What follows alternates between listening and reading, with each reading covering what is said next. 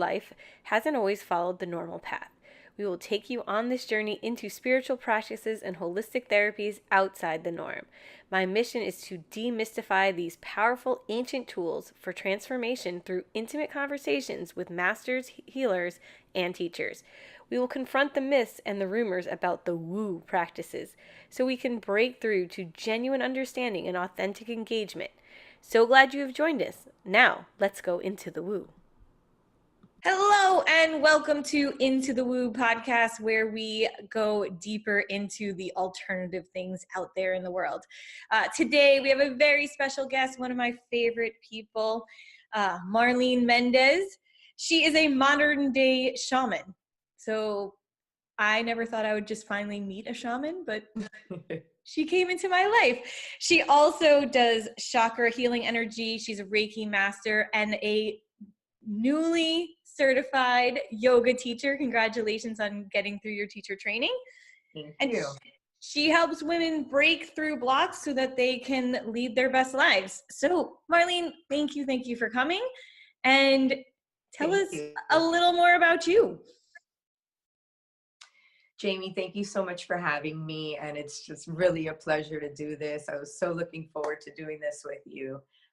Thanks for having me. Like you said, my name is Marlene and it's Menendez. I am a modern day shaman, amongst other things. I have a very eclectic background and always, found myself to be a seeker.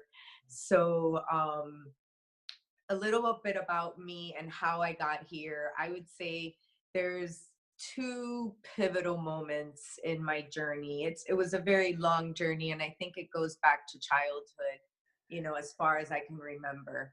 And I'm a Cuban American raised in Miami, Florida. So went to private school, Catholic private school all my life. And so Not your typical shaman.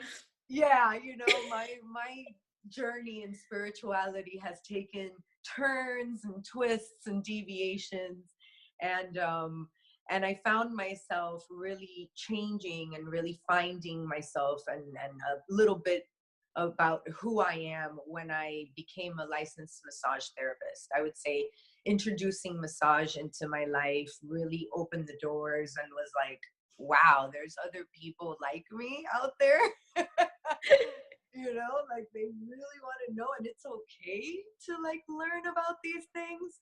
So it really opened the door and gave me that green light to explore that side of me and work with energetics and look at the human body as a whole and more holistically made up of many parts that work together as opposed to all these separate parts.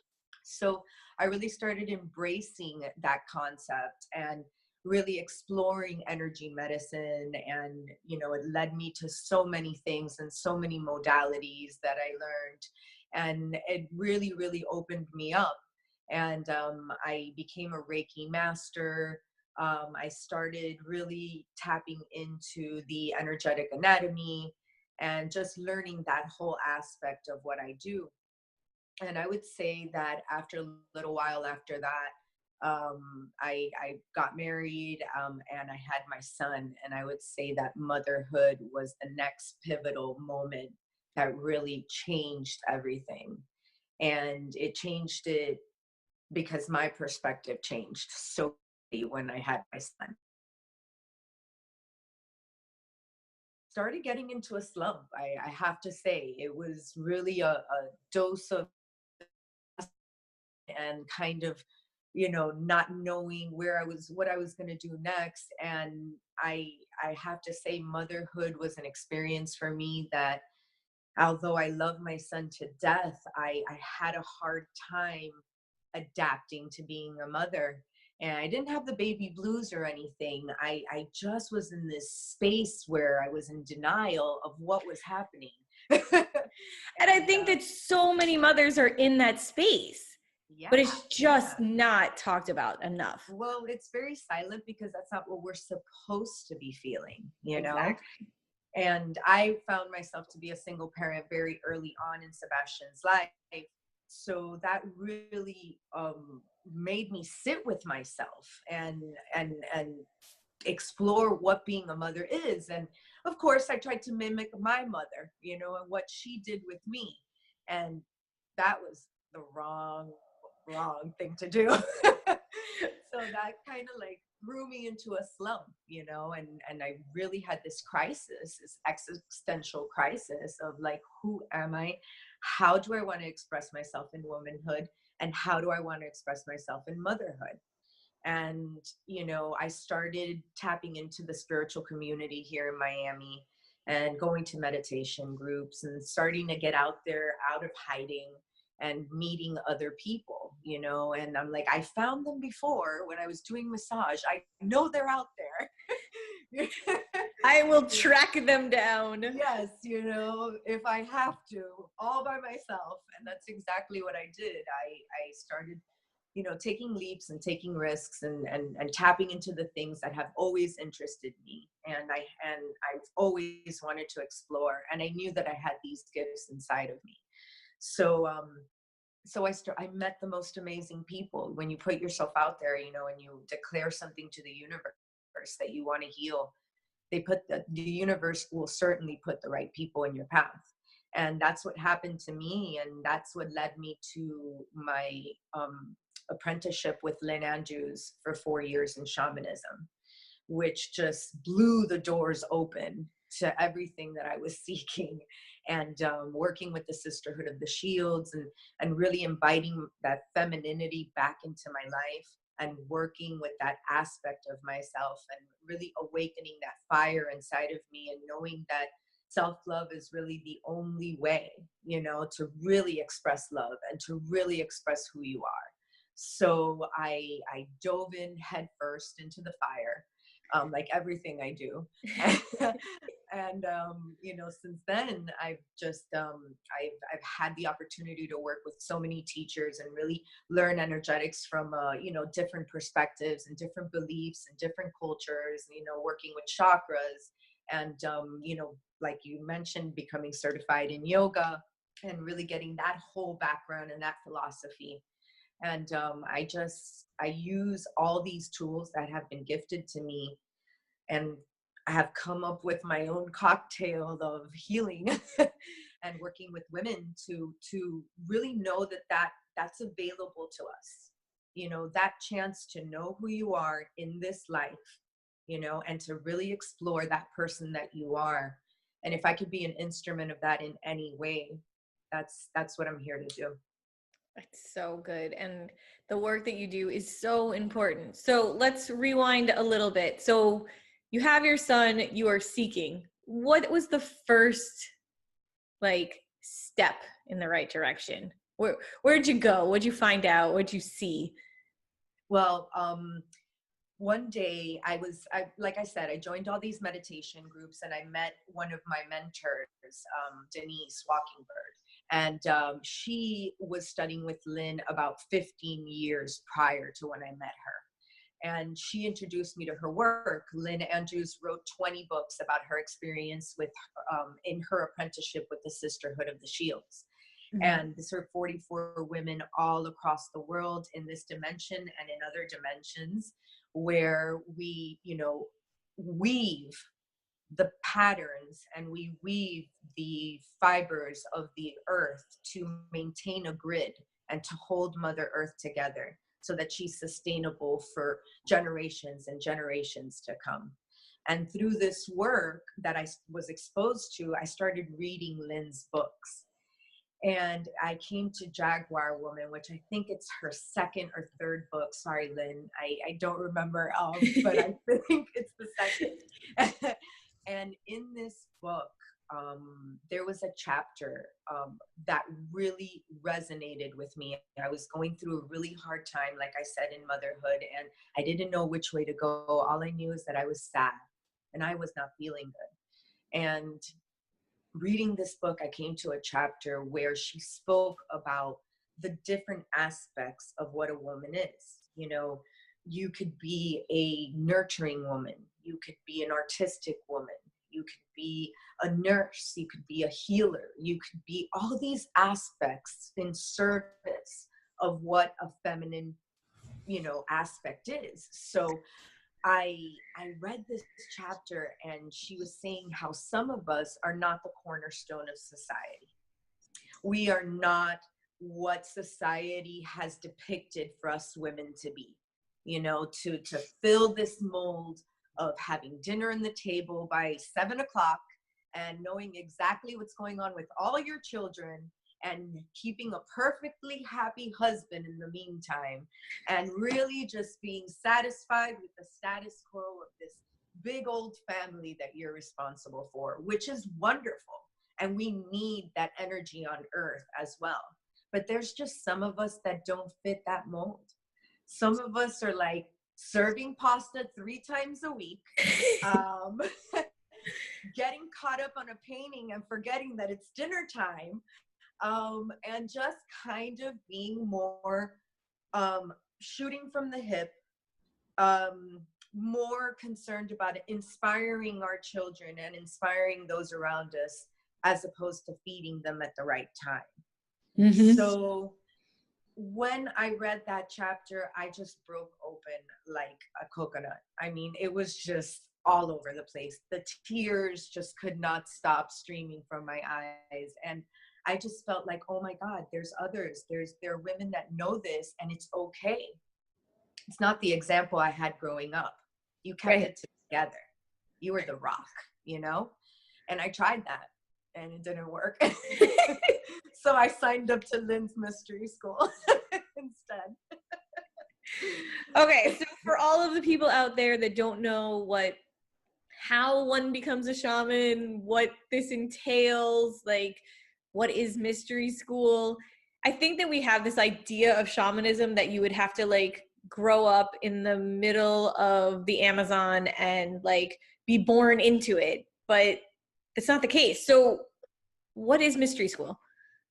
Okay, so yeah, and there are paths that are still happening where people are growing up in the Yes. jungle or going to the jungle and studying with these shamans and doing, learning their customs and rituals.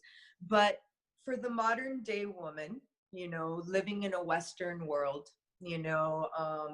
holding a job, punching in 9 to 5 and wanting more out of life, there is an opportunity to study these mysteries in a way that's feasible. And mystery school, the way Lynn has set up this mystery school, is that you're basically going to a virtual school with mentors all over the world, and you're studying the teachings of the sisterhood that have been imparted to these 44 women that I mentioned. And they passed it on to Lynn, which then Lynn passed on to so many women now throughout the years. So it's, we meet twice a year in somewhere in, New Mexico or Arizona, over there in the West Coast. And then we also meet in Los Angeles also for like, wrapping up the year and meeting all these women that you've been talking to on the phone for so long and the whole year, and transforming and sharing. And we all get to kind of get together and solidify that in a ceremonial way. And then the school is for 4 years, and you're an apprentice for 4 years, and you really get to explore all these things about yourself. It's really, for me personally, it was a journey of self-discovery. It was a chance for me to really take this desire of going inward and really committing to it and exploring all these aspects of myself, whether they be light or dark, and embracing myself as a whole. And just doing this in groups with other powerful women who are heart-centered and like-minded and just willing to support each other. That aspect of community and sisterhood really made all the difference for me in my life. Oh yeah, it's so important. And I think that the community aspect of it is probably what we are missing the most in modern day life. And so like to be able to add that into your life, I could see how you can just get so much from it. So after your 4 years of hello doggy, um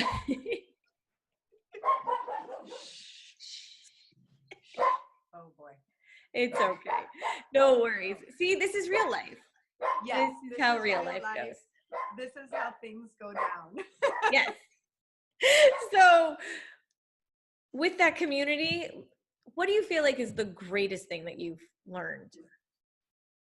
With the community with Lynn, the best thing that I learned is to walk with fear.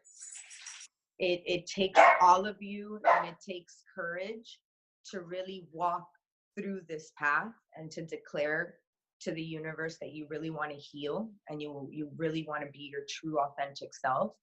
So that was the main thing that I learned, that I'm going to walk this journey with fear right by my side. It's always going to be in the passenger seat. It's always going to be there in all my important decisions and everything I'm afraid to do, but have to do. And becoming friends with that fear was probably the most important part of what I've learned, to know that I can work with that aspect of myself and really face it and kind of make fear an ally as opposed to an enemy. Yeah. And embracing that darkness within me and doing that shadow work, I think, was the most important part of what I did with Lynn. So Definitely. good. It's Mhm. amazing how we run away from the shadow work when sometimes it's the most interesting part. Yeah. Like we think of darkness as something we don't want to go towards, right? But Mhm. that the darkness is kind of the really interesting stuff. Absolutely. It's where the gems are. It's where you're going to get all of that opportunity to really heal.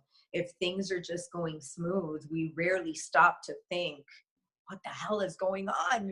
Like we really, if everything is perfect, who needs to stop and think?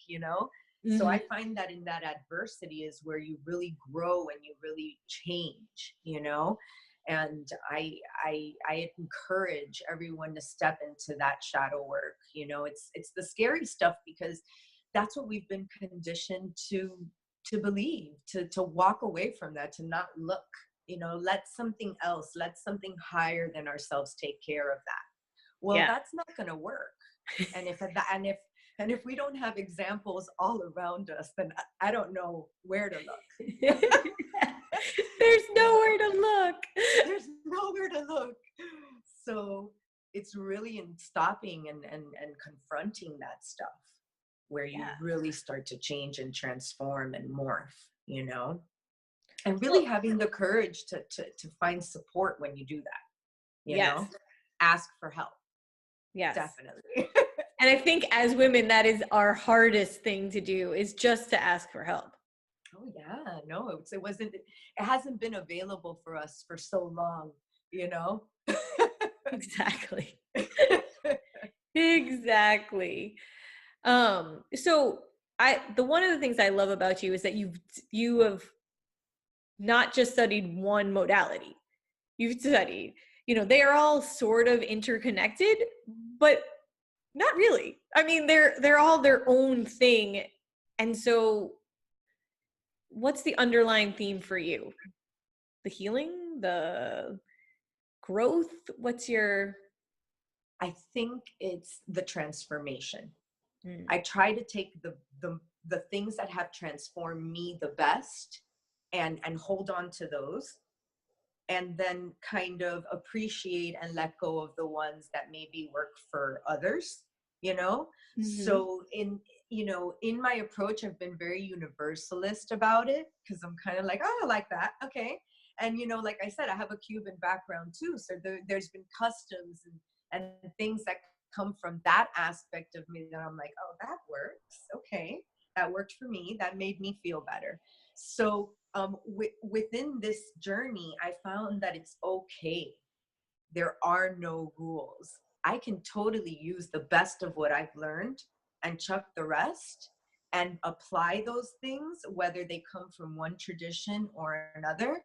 Although I do respect, in a certain level, where things came from, and I try to honor my teachers every step of the way. Oh yeah. um, and keep things clear and informative and educate people. But why not take everything you've learned and use that to express yourself, you know? Well, and also how often the themes are similar. They're just expressed slightly differently. Yeah, all paths lead to the same place, to source, you know? Yeah. And why not have all these things in your toolbox so that you're prepared to meet anyone from any background and respect where they come from, even when we're working on energy or spirituality or opening up, you know? Like, I love shamanism and the practices that I apply because it's not about religion. It's not Right. about who you believe in. It's about that you believe in something higher, whatever you want to call that. That's not really my bag. That's not my concern. It's about believing in that and taking that leap of faith and working on yourself and really co-creating with that source that you call your highest good or your, you know, highest vibration, and co-creating and making your best life right here on earth. Why not? Yeah. You know, why wait to the afterlife? That's going to be an awesome party. But why not why not make the journey there, you know, the best you can? Exactly. We all just need a little more of this in our lives, just a little That's bit. it. That's it, you That is know? it. Make it all the best that you can. It's so good. So when you're working, what modalities do you use the most? I really like sound. Mhm. Sound, I think vibration really, really works well. Um, I really like, you know, just talking. You know, I feel that conversation is, you know, expression and conversation can be really powerful. And having a good conversation at the right time in somebody's life can just change their perspective slightly and Oh really yeah. make all the difference. You know, I like, you know, meditation, you know, and helping people find, you know, find a way to meditate and take all the woo out of it. You know, it's like 2 minutes, 5 minutes, it doesn't matter, guided, not guided. It's the point that you show up for yourself for that time, you know? What do you think people's biggest resistance to meditation is? I think just stopping. Just like stopping and being with themselves. People are a little bit of scared of being with themselves because the mind, you know, starts up, and the, you know, the cheetah and the chatter starts, Yeah. and they don't know that there's a way through that. They just don't know it yet. So they're like, oh, I'm not going to do that. That's so I think it's that they have a resistance of sitting with themselves.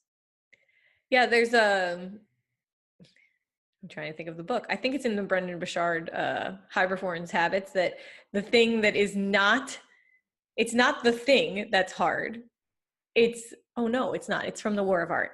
It's not the thing that's hard. It's stopping what you're doing and going over to do the thing.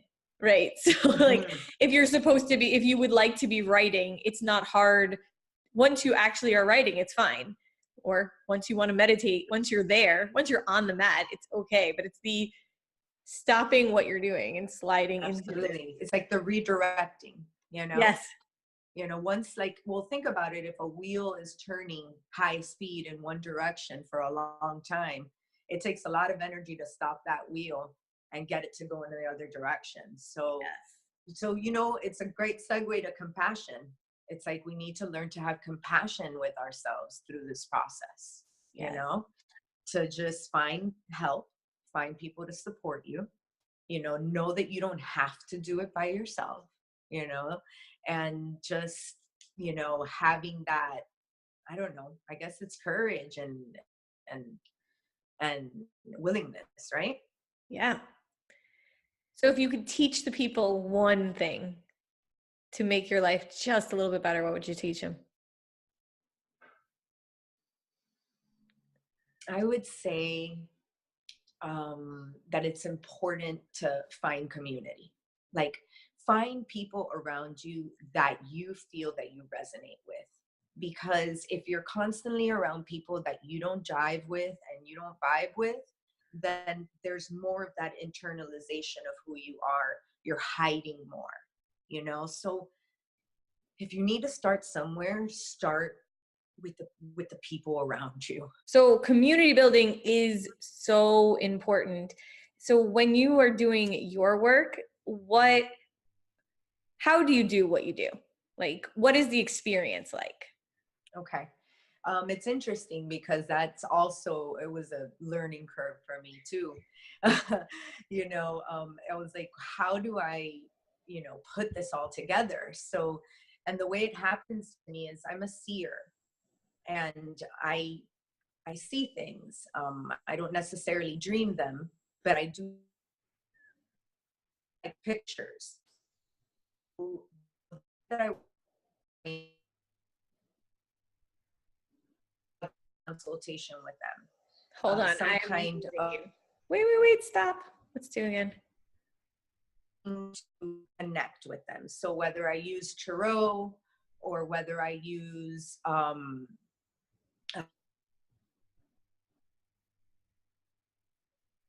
the information that I need that gives me All right, hold on. what this person needs from me. I hope that made sense, but I it's a lost you little completely, bit. so we're gonna do it again.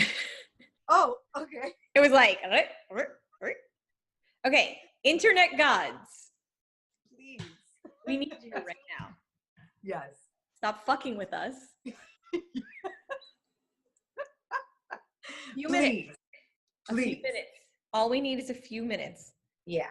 Yeah. And you know what? Another thing, you stopped the recording, right? No, it's still recording, but I'll just edit it out. Okay. Because I'm going to make sure that that dog thing doesn't happen again. All right, go put that dog where it needs to go. Yeah.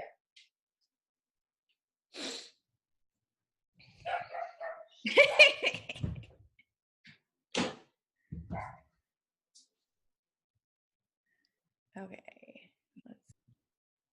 So community is so important, and I love all the work that you do, but let's explain to everyone else like how you do the work that you do. What does it look like? Yeah. And it's an interesting process even for me, it took a while to come to like get my way of doing things and realizing how I do it. But I'm a seer, and when I come into contact with somebody, and I have a consultation, I usually have a consultation to determine what this client needs. So the way I get the information, the way it's channeled to me is I get visions, I start seeing things in pictures. So I usually, I'm a fan of astrology. I've always been a student of astrology, a student of tarot. So I do use the tarot to help me channel the information that I need. That's one of my favorite ways of doing things. And then once we determine what's going on with that person, then I can use any of the modalities that we spoke about, like sound or, energy, Reiki, chakra balancing, things like that. So um, I'll usually use tarot, or I could just have a conversation with somebody. We can just chat for a little bit, and I will start getting like channeled information. I'll start getting pictures, and I don't want to say hearing because I don't hear a voice, but I start hearing messages or seeing messages, and what this person needs. I also can like see auras a little. So if there's a crack in the aura, or if there's something that's bundled up somewhere in the energetic field, in like the subtle bodies of the energy, I can usually pick up a certain blockage or a certain chakra that may be over functioning or under functioning, and then determine based on what the client is telling me where to work and what to use to achieve, what they want from the session, to help them come to terms with what they want to do. Oh, it's so good. Do you offer workshops as well? Yes, I offer workshops a few times a year. I try to come together because, like we were talking, community is so important to me. So giving the women in this community an opportunity, like to do things in ceremony and to get together and gather, is very important to me. So I try to have workshops based around certain things I learned in shamanism as shamans, and working with Lynn, we use sacred art to transform our emotions, or any kind of issues or traumas that we need to work through. So we, paint, and we use things from the earth that we gather from the earth, sticks, rocks, stones, and we create sacred art in forms of dolls or masks or fetishes. They get as elaborate or as simple as you want them. It's really not about what the piece looks like. It's about your transformation and what you've worked through in creating it. So I love to bring that aspect of Lynn's work to the community, and help women look at themselves as creative beings. Like, in our society, we really lack realizing that we're all creative. We all Yeah. have that aspect inside of us. We all, working with Lynn, I had never picked up a brush in my life. I was like, I would tell, it's funny because my partner's like, you used to say you're not creative, and now the house is like full of all my art. And it was through this work where I found that creative spark, and I was like, let me see if I can do this. And I love to see that in women, to really wake that up and have them create something that they can now touch. It's a physical manifestation of their prayers, of their intentions. They can put it somewhere in their house, they can burn it, they can offer a candle to it, they can, display it for everyone to see, or keep it real private. It doesn't matter the way you work with it. The point is, you got that out of you, and now it's a source of power. It's Yeah. something that you've made. And we've So, lost so much creativity. oh my God. It's always amazing how when you tap into your creativity, even if you don't feel like you're creative, I don't feel like I am I don't draw pretty well. I have very messy handwriting. It's not something that I gravitate towards, but then as soon as I start doing it, it's like you feel like a kid immediately, Mm-hmm. which is Mm-hmm. such a good feeling. Yeah. And we lack that too. Through creativity, we have that sense of wonder of what being a kid used to feel like. And just recently I heard someone say that wonder is the best anti-ager, Oh, because, so good. right? And it's so true, because if you live with that spirit and that sense of childlike wonder, you really, really, I feel, slow down the process, at least the way it feels inside. You know what I'm saying? Exactly. So yeah, it's fun, and it's really great work. So I try to have a few workshops and bring these teachings to our community. It's such good work. So, where do you hang out most? Instagram, Facebook? Where can we find you? Um, Instagram is a great place to find me. I'm Miss Marlene Menendez in Instagram, and Facebook I have too. I keep pretty active on both of those. Those are probably the best platforms to find me. And it's just my name in Facebook, Marlene Menendez. Perfect. We will link it into the show notes as well. So, my final question to you is, as it is to everyone, what are you doing next that scares you? Ah, what I'm doing next that scares me. Now fear is my friend. You heard that part, right? Yes. Hey, this is an easy one for you then.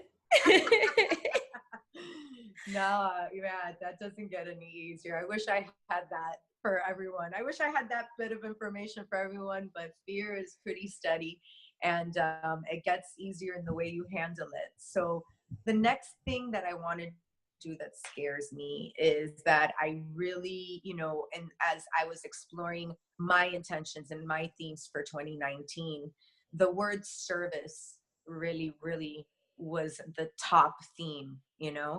And I really want to be of service this year. And that's a selfless act. And it's not the easiest thing to do.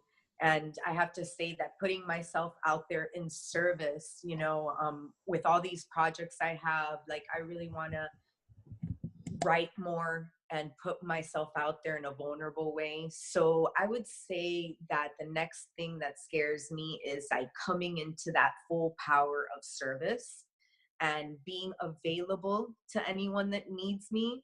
and coming out in that real authentic way to not only my friends and families and those closest to me, but kind of in a big grand scale way. This is the year that I feel that I'm going to really solidify how I'm going to be of service to my community, to the women in my community, and to the planet. I mean, ultimately to Mother Earth and all the beautiful blessings we have every single day. So I just want to be a part of that in a real way this year, you know? Well, you are definitely on the right path for that. Thank you Thank you. for all that you do in our community and then very soon out all in the whole world. Oh, thank Um, you. thank you so much for being on the show. I'm so excited to talk to you, and we will talk again soon.